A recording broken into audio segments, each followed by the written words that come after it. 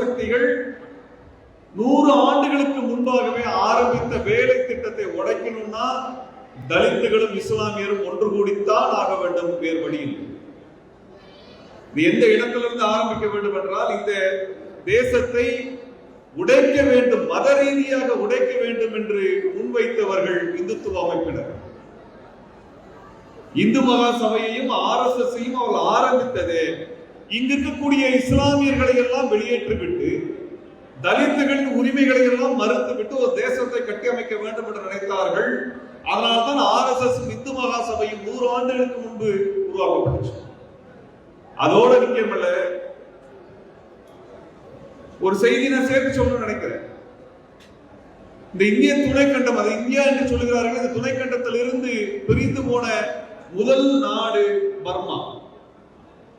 Burma பிரிந்து போறதுக்கு முன்னாடி நடந்த ஒரு சம்பவம், அந்த பர்மாவில் இருக்கக்கூடிய வேலை செய்யக்கூடிய தமிழர்கள் மீது ஒரு படுகொலை தாக்குதல் ஆரம்பிக்கப்பட்டது.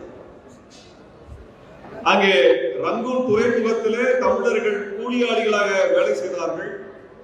அங்கே கடைகளை, சிறு வணிக கடைகளை வைத்திருந்தவர்கள் இஸ்லாமியர்கள். அங்கே நிலங்களிலே விவசாயம் செய்து கொண்டிருந்தவர்கள் தமிழ் தொழிலாளர்கள். இவர்களுக்கு எதிரான ஒரு பெரிய வன்முறை பர்மாவிலே முதலாக கட்டியெழுப்பப்பட்டது. அந்த வன்முறையை கட்டமைத்தவர் அங்கே இருக்கக்கூடிய பௌத்த பேரினவாத சிந்தனையாளர்கள். அவர்கள்தான் இவர்களுக்கு எதிரான ஒரு பெரும் வன்முறை செய்கிறார்கள். அதனுடைய துவக்க புள்ளி இஸ்லாமியர்கள், தமிழ் இஸ்லாமியர் நடத்துகின்ற அந்த வணிக கடைகளின் முன்னால் ஆரம்பிக்கப்பட்டது. அவர் வணிக கடைகளுக்கு முன்னால் அவர்களது பொருட்களை தூக்கி போட்டு உடைக்கக்கூடிய அந்த பணிகளின் மூலமாக, அந்த வன்முறையின் மூலமாக அந்த அரசியல் துவங்கி வைக்கப்பட்டது. இப்படியாக ஆரம்பிக்கப்பட்ட வன்முறை என்பது அந்த துறைமுகத்தில் வேலை செய்து கொண்டிருந்த தமிழர்களை படுகொலை செய்வதும், விவசாய கூலிகளை படுகொலை செய்வதும், அந்த நிலங்களை விட்டு அவர்களை விரட்டுவதும், கடைகளை இழுத்து மூடுவதும், அங்கே தமிழர்களாக இஸ்லாமியர்களாக இருந்த அனைவரையும் விரட்டுவதும் என்கின்ற ஒரு பெரிய வன்முறை முதலாக இந்த பிராந்தியத்தில் கட்டியெழுப்பப்பட்டது. அத்துவங்கிய இடம்தான் பர்மா. அப்படி அத்துவங்கிய பொழுது அந்த பர்மாவில் இருந்த அந்த பௌத்த பேரினவாத இன வெறியர்களுக்கு ஆதரவு தெரிவித்து கடிதம் எழுதியவர் யார் என்றால் இந்து மகா சபையினுடைய தலைவர்கள். அன்னைக்கு ஆரம்பிச்சாங்க. அது தமிழர்களுக்கு எதிராக இருக்கிறது, இஸ்லாமியர்களுக்கு எதிராக இருக்கிறது என்ன உடனே அன்றைக்கு அவன் இந்த பேரினவாதிகளோடு மதவாதிகளோடு கைகோர்க்க ஆரம்பித்த கூட்டு என்பது இன்னைக்கு வரைக்கும் நடக்கிறது. எப்ப வரைக்கும்? ரோஹிங்கிய இஸ்லாமியர்களை அடித்து கொலை செய்து, இனப்படுகொலை செய்து வெளியேற்றுகிறானே 969 என்று சொல்லப்படுகின்ற ஒரு பௌத்த பயங்கரவாத அமைப்பு, அந்த அமைப்போடு 10 ஆண்டுகளுக்கு முன்பு RSS ஒரு புரிந்துணர்வை ஏற்படுத்தியது. அங்க மட்டும் செய்யல, இதே பௌத்த பேரினவாதத்தோடு பர்மாவோடு கைகோர்த்ததற்கான காரணம் தமிழர்களையும் இஸ்லாமியர்களும் தனிமைப்படுத்த வேண்டும் என்பதற்காகத்தான். அதே கூட்டு என்பது இலங்கையில தமிழர்களையும் தமிழ் இஸ்லாமியர்களையும் இனப்படுகொலை செய்யக்கூடிய பொதுபல சேனா என்று சொல்லப்படுகின்ற அந்த பௌத்த அமைப்போடும் இவர்கள் கூட்டு புரிந்துணர்வை ஏற்படுத்தினார். இது 10 வருஷத்துக்கு முன்னாடி நடந்துச்சு. மோடி ஆட்சிக்கு வருவது என்பது இறுதி சம்பவம். அதற்கு முன்பு இஸ்லாமியர்களுக்கு எதிராக, தமிழர்களுக்கு எதிராக பெரிய ஒரு கூட்டணி என்பது இந்த பிராந்தியத்திலே உருவாக்கப்பட்டது. இதே போலத்தான் அவர்கள் சொல்லுவார்கள், இந்தியாவை உடைச்சது முகமது அலி ஜின்னான்னு சொல்லுவாங்க. முகமது அலி ஜின்னா பாகிஸ்தான் என்ற நாடு தேவை என்று சொன்ன வருடம் 1940, அதற்கு பின்பு தான். ஆனால் இந்த நாடு உடையாமல் ஒன்றாக எல்லோரும் சேர்ந்து வாழ வேண்டும் என்கின்ற முயற்சியை 1946 வரைக்கும் மேற்கொண்டார்கள். ஆனால் இந்த நாட்டை உடைக்க வேண்டும் என்று சொன்னவர்கள் யார் என்றால் கோல்வாக்கரும் சாவர்கரும், இந்த கும்பல்களை வழிநடத்துகின்ற அந்த இந்துத்துவ அமைப்பினர் தான். அவங்க தான் எப்ப சொல்றாங்கன்னா, முகமது அலி ஜின்னா பாகிஸ்தான் என்கிற நாடு வேண்டும் என்று சொல்வதற்கு 16 ஆண்டுகளுக்கு முன்பே இந்த கோரிக்கை வைத்தார்கள். ஏன் பாகிஸ்தான் உடைக்கப்பட்டது, பங்களாதேஷ் உடைக்கப்பட்டது? ஆக இஸ்லாமிய மக்கள் பெரும்பான்மையாக இருக்கும் பட்சத்திலே அந்த இஸ்லாமிய மக்களும் சனாதனத்தை ஏற்றுக்கொள்ளாத பெரும்பான்மையாக இருக்கக்கூடிய இந்த நிலத்தினுடைய தேசிய மக்களும் தலித்துகளும் ஒன்று சேர்ந்தார்கள் என்றால் சனாதனவாதிகளால் ஆட்சியை அமைக்கவே முடியாது. ஒன்றுபட்ட வங்கத்திலே இந்த பார்ப்பன சக்திகள் சனாதன சக்திகள் ஆட்சியை கைப்பற்றவே முடியவில்லை. இவர்கள் கட்சி அங்கே எடுபடவில்லை. இப்படியாக இருந்த ஒரு நிலப்பரப்பு, இந்த நிலப்பரப்பில் தான் சூழ்ச்சிகரமாக இஸ்லாமியர்களை பிரிக்க வேண்டும் என்கின்ற திட்டத்தை எடுத்தார்கள். அது முதல் வேலை. பாகிஸ்தானில் கூட இந்த பாகிஸ்தான் என்கின்ற கோரிக்கைக்கு பெருமளவில் அங்கு ஆதரவு வரவில்லை. சிந்து மாகாணத்தினுடைய தலைவராக இருந்தவர் இந்த பாகிஸ்தான் தீர்மானத்திற்கு எதிரான தீர்மானத்தை அவரது அவையிலே, மாகாண அவையிலே நிறைவேற்றினார். அதனால் அவர் படுகொலை செய்யப்பட்டார். இது வரலாறு. இதைவிட ஒரு சிறப்பான வரலாறு ஒன்று இருக்கிறது. முகமது அலி ஜின்னாவிற்கு ஏன் இந்த சனாதனத்தின் மீது, பார்ப்பன சக்திகள் மீது எதிர்ப்பு வர வேண்டும் என்றால், முகமது அலி ஜின்னாவினுடைய பாட்டனார் இந்து சமூகத்தை சேர்ந்தவர். அவர்கள் குடும்பம் இந்து குடும்பம். அந்த இந்து குடும்பம் பிரேம்ஜி தக்கார் என்று சொல்லக்கூடிய அவரது பாட்டனார் மீன் தொழிலில் ஈடுபட்டார் என்கின்ற காரணத்திற்காக சாதியிலிருந்து வெளியேற்றப்படுகின்றார், இந்து மதத்தினால் ஒதுக்கப்படுகின்றார். அதற்கு பிறகு தங்களையும் தங்களது தொழிலையும் யார் அங்கீகரித்துக் கொள்வார்கள் என்று பார்த்து அவர் இஸ்லாமியர்களாக மதம் மாறுகிறார்கள். அப்படியாக வந்தவர்கள் தான் முகமது அலி ஜின்னாவுடைய குடும்பத்தினர். அவர் எந்த மாநிலத்தை சார்ந்தவர்? குஜராத்தை சார்ந்தவர், கத்தியவார் மாவட்டத்தை சார்ந்தவர். இப்படியான ஒரு பின்னணியில் தான் இந்த நிலத்தினுடைய வரலாறே இருக்கிறது. இந்த நிலத்தினுடைய வரலாறு சனாதனம் எப்படி அதிகாரத்தை பிடிக்க வேண்டும் என்றால், மக்களுக்கு ஆதரவை பெற்று மக்களுக்கு நல்லது செஞ்சு மக்களை அன்பால் வென்றெடுத்து ஜனநாயக வழியாக ஆட்சியை கைப்பற்ற வேண்டும் என்கின்ற முடிவும் திட்டமும் இந்துத்துவ சக்திகளுக்கு கிடையாது. இஸ்லாமியர்களை தனிமைப்படுத்துகின்ற ஒரு அரசியலை அவர்கள் திட்டமிட்டு செய்தார்கள். பாகிஸ்தான் பிரிவினையின் பொழுது எல்லை காந்தி என்று அழைக்கப்பட்ட கானத்துல் கஃபார் கான் எதிர்த்து நின்றார். இந்த பிரிவினை இஸ்லாமியரை நோக்கி தள்ளப்பட்ட ஒன்று. டெல்லியில் லட்சக்கணக்கான இஸ்லாமியர்கள் கூடினார்கள். எங்களுக்கு தனிநாடு தேவையில்லை, இந்த நாட்டின் ஒட்டுமொத்த தேசத்தின் விடுதலைக்காக போராடியவர்கள் நாங்கள், இது எங்களுக்கு தனித்த தேசம் தேவையில்லை என்று சொன்னார்கள். இவன் ஏன் ஒவ்வொரு முறையும் பாகிஸ்தான் எதிரியா காட்டுவான் என்றால், இவனுக்கு யாரோ ஒருவரை எதிரியா காட்ட வேண்டியிருக்கிறது. இல்லை என்றால் இந்த சமூகத்தின் எதிரி இவன் தான் என்பதை மக்கள் எல்லாம் கண்டுகொள்வார்கள். இந்த சமூகத்தின் எதிரியை இவன் தான் அப்படிங்கறத மக்கள் மறக்கணுங்கிறதுக்காக ஒவ்வொரு முறையும் பாகிஸ்தானை காட்டுவான். ஆனா பாகிஸ்தான் என்கின்ற தேசத்தை உருவாக்குவதில் மிக முக்கியமான பங்கு வகித்தது யார் என்றால் இந்துத்துவ சக்திகள். இஸ்லாமியர்களை இந்த தேசத்திலே இருந்து வெளியேற்றுவது அல்லது வாக்கு எண்ணிக்கை, பிரதித்துவ எண்ணிக்கை என்கின்ற அடிப்படையில் அவர்களை அப்புறப்படுத்துவது என்பது முதல் திட்டம். இந்த தேசம் ஆங்கிலேயரிடமிருந்து அதிகாரத்தை இங்கே சனதானிகள் கைப்பற்றியவுடன் செய்த திட்டம் என்ன? தலித்துகளுக்கான இரட்டை வாக்குரிமையை ஒழித்து கட்டுவது என்கின்ற முயற்சி தான். தலித்துகளுக்கான இரட்டை வாக்குரிமை இஸ்லாமியர்கள் இணைந்திருக்கிற ஒரு தேசமும் இந்திய துணைக்கண்டமாக உருவாகி இருக்கும் என்றால் சனதான சக்திகள் ஒரு எம்எல்ஏவா கூட ஆயிருக்க முடியாது என்பதுதான் வரலாறு. அதான் வரலாறு. அப்ப இஸ்லாமியர்களும் தலித்துகளும் ஏன் சேர்ந்து நிற்க வேண்டும் என்றால் நெடிய வரலாறு இருக்கிறது, நீண்ட நெடிய வரலாறு இருக்கிறது.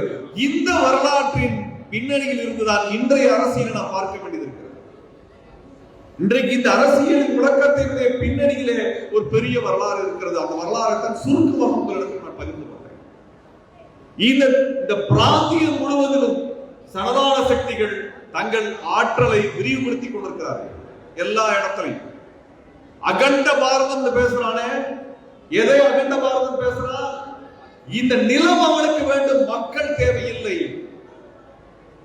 ஜனநாயகம் தேவையில்லை, அதிகாரம் தேவை, அவனுக்கு ஆதிக்கம் தேவை. அதனால்தான் அரசியல் வச்சிருக்க. அப்படியான ஒரு அரசியல் இந்த நிலத்துல இன்றைக்கு ஆட்சிக்கு வந்த பின்னாடி என்ன செய்ய போறோம், இது எப்படி முறியடிக்க போறோம் என்றால், இங்கே தலித்துகளும் இஸ்லாமியர்களும் ஒற்றை ஆற்றலாக எழுந்து நின்றால் மட்டும்தான் இதை முறியடிக்க முடியும். அது எங்கே துவங்குவது? இந்திய துணைக்கண்டத்தில் எங்கே துவங்குவது?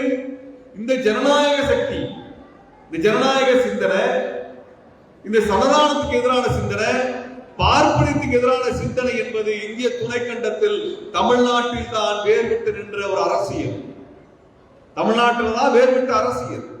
தமிழ்நாட்டில் தான் இன்றைக்கு இந்தியாவில் வேற எந்த மாநிலத்திலும் இல்லாத அளவிற்கு இஸ்லாமியர்கள், தலித்துகள், பெரியாரிய தோழர்கள், தமிழ் தேசியவாதிகள், மார்க்சிய தோழர்கள் என்று அனைவரும் ஒன்று திரண்டு ஒற்றை அணியாக நிற்கின்றோம்.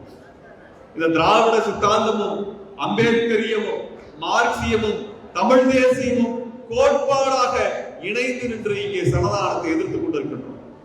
இந்த அரசியலை இந்தியாவுக்கு கொண்டு போகணும். டெல்லிக்காரனுக்கு புரிய வைக்கணும். வட மாநிலத்தை ஏற்றுக்கொள்ள வைக்க வேண்டும். இந்த அரசியல் யார் செய்வது? நாம் தான் செய்ய வேண்டும். அந்த அரசியலை தான் விடுதலை சிறுத்தைகள் கட்சி முன்னெடுத்திருக்கிறது. இந்த இஸ்லாமியர்களும் தலித்துகளும் இணைக்கக்கூடிய இந்த இரட்டை முக்கியமான ஆற்றலை இந்தியா முழுவதும் கொண்டு செல்லக்கூடிய ஒரு வேலை தான் நம்முடைய வேலை.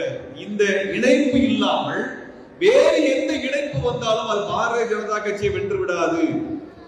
பாரதிய ஜனதா கட்சியை தேர்தலில் தோற்கடிப்பது மட்டுமல்ல முக்கியம், அதற்கு முதுகெலும்பாக இருக்கக்கூடிய RSS, அந்த RSSக்கு மூளையாக இருக்கக்கூடிய இந்த மனுதர்ம சனாதனத்தை முறியடிக்க வேண்டும் என்றால் இந்த சனாதனத்துக்கு எதிரான ஆற்றலாக இருக்கக்கூடிய தலித்துகளும் இஸ்லாமியர்களும் கரம் கோர்க்க வேண்டும். இல்லைன்னா முடியாது. வெறும் தேர்தலில் வெற்றி பெறுவது அல்ல வெற்றி. தேர்தலில் மட்டுமே வெற்றி பெற வேண்டும் என்றால் மனு தர்மத்தை கொளுத்த வேண்டும் என்ற போராட்டத்தை விடுதலை சிறுத்தைகள் கட்சி ஏன் எடுத்தது? நிச்சயமாக எடுத்திருக்காரு. நிச்சயமாக எடுத்திருக்காரு. அதை சித்தாந்த ரீதியாக எதிர்கொள்ள வேண்டியிருக்கிறது. கோட்பாடு ரீதியாக எதிர்கொள்ள வேண்டியது இருக்கிறது. மனு தர்மத்தை தொட்டவன பதறானா இல்லையா? நன்றாக பாருங்கள். கடந்த 5 வருடங்களாக அதற்கும் மேலாக பாரதிய ஜனதா கட்சியோட திருமாவை மட்டுமே தனித்து தாக்குதல் நடத்தி கொண்டே இருந்தார். அவரை தனிமைப்படுத்துவதும் அரசியலில் அவரை ஒதுக்கி வைப்பதற்குமான ஒரு பணியை விடுதலை சிறுத்தைகள் மீதான ஒரு தாக்குதலை தொடர்ச்சியாக இந்துத்துவ அமைப்புகள் செய்தார்களா இல்லையா? எல்லா இடத்திலும் பேசிட்டு இருந்தாங்க. எல்லா இடத்திலும் பேசிட்டு இருந்தாங்க. காரைக்குடியிலிருந்து ஒருத்தர், கவுன்சிலராக வருவதற்கு தகுதியற்ற ஒருத்தர், மக்களால் நிராகரிக்கப்பட்ட ஒரு கோமாளி, இதை தொடர்ச்சியாக செய்து கொண்டிருந்தார். இன்றைக்கு வரை செய்ய முயற்சி கொடுக்கிறார். என்ன காரணம்? என்ன காரணம்?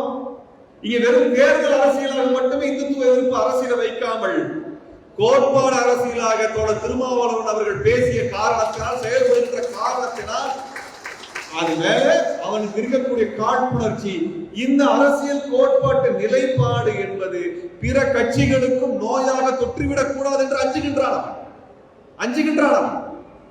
இன்றைய காலகட்டத்தில் யாருக்கும் மனு தர்மத்தை எரிக்கக்கூடிய துணிச்சல் உண்டு? சொல்லுங்க பாப்போம். விடுதலை சிறுத்தைகள் கட்சி புரட்சிகரமான நடவடிக்கையை மேற்கொண்டார். அது ஆவணப்படுத்தப்பட வேண்டிய ஒரு நடவடிக்கை. நல்லா பாருங்க. அதற்கு பிறகு இது வரைக்கும் வாயை மூடிட்டு வாழை சுட்டிட்டு உட்கார்ந்து இருக்கானா இல்லையா? எங்கே எதை செய்ய வேண்டுமோ அங்கே அதை செய்தால் மட்டும்தான் சமாதானத்தினுடைய முதுகெலும்பை குறிக்க முடியும் தோழர்களே. அதைத்தான் தோழர் திருமாவளவன் அவர்கள் இங்கே அரசியலாக, சித்தாந்த அரசியலாக அவ தமிழ்நாட்டில் இந்த கூட்டமைப்பை எப்படியெல்லாம் கொண்டு வர்றது? தலித்துகளுக்கான பிரச்சனை என்று வரும்பொழுது அனைத்து சமூக மக்களும் ஒன்று திரளக்கூடிய அரசியலை செய்ய வேண்டியிருக்கிறது. ஏன்னா இன்னைக்கு ஜாதிய அமைப்புகள், ஜாதி வெறி அமைப்புகள் வெறும் ஜாதி வெறி அமைப்புகளாக மட்டும் நிற்கவில்லை. அவர்கள் இந்துத்துவ சாதி வெறி அமைப்புகளாக இந்துத்துவ அமைப்புகளோடு கைகோர்த்துக் கொண்டிருக்கிறார்கள். இந்த 2019 பாராளுமன்ற தேர்தலின் பொழுது தோழர் அவர்களுடைய தொகுதியிலே அந்த பொன்பரப்பியிலே அவருக்கு ஆதரவாக வாக்களித்த காரணத்தினால், வாக்களிக்க சென்ற காரணத்தினால் அந்த பொன்பரப்பில் நடத்தப்பட்ட தாக்குதல் என்பது ஜாதிய வெறியர்கள் மட்டுமல்ல, அவர்கள் இந்துத்துவ மத வெறியர்களாகவும் மாறி நிற்பதை நாங்கள் களத்தில் பார்க்க முடியும். ஏன்னா ஜாதி சொல்லி அவர்கள் எம்எல்ஏ ஆக முடியும். ஆனால் இந்து மத வெறியை சொன்னால் அமைச்சர்களாகி விடலாம் என்கின்ற ஆசை அவர்களுக்கு இருக்கிறது. இந்துத்துவ எதிர்ப்பு என்பது ஜாதி வெறி எதிர்ப்பை உள்ளடக்கிய ஒன்று. இதைத்தான் இணைத்த ஒரு போராட்டமாக விடுதலை சிறுத்தைகள் கட்சி முன்னெடுக்கிறது. அந்த போராட்டத்திற்கு மேற்பொருள் என்றுமே துணைந்தது, என்றுமே துணைந்தது. இந்த தேர்தலில் கூட எங்கள் தோழர்கள் விடுதலை சிறுத்தைகள் கட்சியினுடைய பிரதிநிதிகள் வென்று சட்டசபைக்குள் நுழைய வேண்டும் என்று பெருவிருப்பத்தோடு களப்பணி செய்தோம். காரணம் ஒன்றுதான், இந்த குரல், இந்த கோட்பாட்டு குரல், தத்துவார்த்த குரல் பாராளுமன்றத்தில் ஒழித்துக் கொண்டிருக்கிறது. அது சட்டசபையிலும் ஒழிக்க வேண்டும் என்று நாங்கள் விரும்பினோம். அந்த அரசியல், தமிழ்நாட்டினுடைய அரசியல், அந்த அரசியலை சட்டசபையின் கூட வெளிப்படுத்துவதற்கு விடுதலை சிறுத்தைகள் கட்சியினுடைய தோழர்கள், எங்கள் தோழர்கள் என்கின்ற காரணத்திற்காக நாங்கள் தேர்தல் களத்தில் முதல் முறையாக நாங்கள் பிரச்சாரத்திற்கு சென்றோம். அன்பான தோழர்களே, ஒரு புரட்சிகரமான அரசியலை நாம் மேற்கொள்ள வேண்டியிருக்கிறது. அந்த புரட்சிகரமான அரசியல் என்பது இது போன்ற வரலாற்று பின்னணியில் தான் வர முடியும். இதோடு நிக்கல. தலித்துகள், இஸ்லாமியர்களுக்கு ஏற்படக்கூடிய பிரச்சனை என்னெல்லாம் பார்த்தோம் அப்படின்னா, தேர்தல் அதிகாரத்தை கைப்பற்றக்கூடாது என்பதற்காக ஏற்படுத்தப்படக்கூடிய அத்தனை சூழ்ச்சிகள் நடந்து கொண்டிருக்கிறது. இன்னொரு புறத்துல தலித்துகளும் இஸ்லாமியர்களும் அதிகாரத்தில் வந்துவிடக் கூடாது, பொருளாதாரத்தில் வளர்ந்து விடக்கூடாது, வேலை வாய்ப்பில் உயர்ந்து விடக்கூடாது என்கின்ற வேலை திட்டமும் இருக்குது. நல்லா பாருங்க, இஸ்லாமியர்களுடைய வணிகங்கள் குறிவைக்கப்படுகின்றன. வாணியம்பாடியிலே, ஆம்பூரில் நடந்த பிரச்சனைகள் நாம் பார்த்துக் கொள்ள வேண்டும்.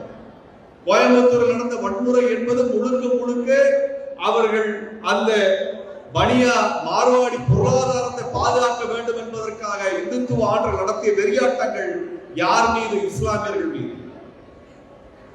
அங்கே தமிழர்கள் வணிகம் நடத்திய பகுதிகள் எல்லாம் இன்றைக்கு மார்வாடிகள் கையிலே மாறி இருக்கிறது. அதன் அடிப்படை காரணம் இந்துத்துவ சக்திகள். நான் அந்த நகரத்தை சார்ந்தவன்.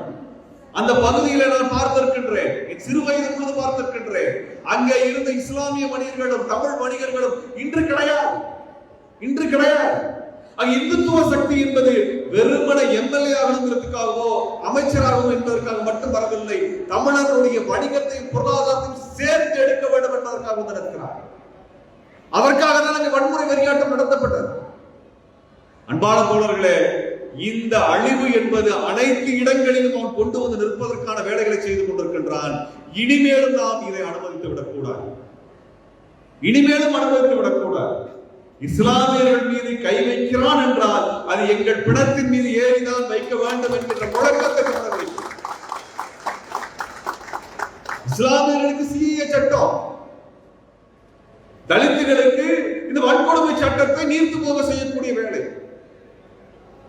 இஸ்லாமியர்களை பொருளாதார ரீதியாக முடக்குவது, தலித்துகளுக்கு இடஒதுக்கீடும், அது குறிப்பாக கல்வியிலும் வேலை வாய்ப்பிலுமான இடஒதுக்கீடை மறுப்பது. இது ரெண்டுமே செய்துகிட்டே இருக்கிறார். ஆக நமக்கு இருப்பது பொது எதிரி, மோசமான எதிரி, வரலாற்று பூர்வமான எதிரி. 2000 ஆண்டுகளாக அவன் எதிரிதான். நம்மை சுரண்டி பிழைத்துத்தான் அவன் அதிகாரத்தை கையில் வைத்திருக்கின்றான். அப்ப இதை உடைக்க வேண்டும் என்றால் தேர்தல் களத்திலும் சரி, இயக்க களத்திலும் சரி, மக்கள் மன்றத்திலும் சரி, பாராளுமன்றத்திலும் சரி, சட்டசபையிலும் சரி, இந்த அரசியலை வலுவாக சமரசம் இல்லாமல் நாம் முன்னெடுக்க வேண்டும் என்கின்ற உறுதிமொழிதான் டிசம்பர் 6 நாம் எடுக்க வேண்டிய உறுதிமொழி. ஆக இஸ்லாமியர்களை நிலப்பரப்பு ரீதியாக பங்களாதேஷோ, பாகிஸ்தானோ, பர்மாவோ இதையெல்லாம் பிரித்ததற்கு பிறகு என்ன செஞ்சான்? இந்தியா விடுதலை அடைந்த உடனே அவன் தான் வேலை திட்டத்தை முன்வைக்கிறான். 2 வேலை திட்டம், 2 நிகழ்ச்சிகள் இந்தியாவின் வரலாற்றை மாற்றுகிறது. இந்தியா விடுதலை அடைந்த 1 வருடத்திற்குள் அது நடக்கிறது. ஒன்று காந்தியார் படுகொலை, அடுத்தது பாபர் மசூதி இடிப்பு என்கின்றதற்கு அச்சாரமாக 1940 டிசம்பர் மாதம் அங்கே சிலையை கொண்டு வைக்கின்றார்.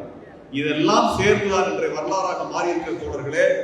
ஆகவே இந்த வரலாற்று பின்னணியில் இருந்துதான் அங்கே தலித் இஸ்லாமிய எழுச்சி நாள் என்பதை புரிந்து கொண்டு நமது அரசியலை வலுவாக முன்னெடுப்போம். அந்த வகையில் மேற்பொருள் இயக்கம் ஜனநாயக சக்திகளோடும் விடுதலை சிறுத்தைகளோடும் எப்பொழுதும் தோளோடு தோள் இருக்கும் என்று சொல்லி வாய்ப்புக்கு நன்றி கூறி விடைபெறுகிறேன்.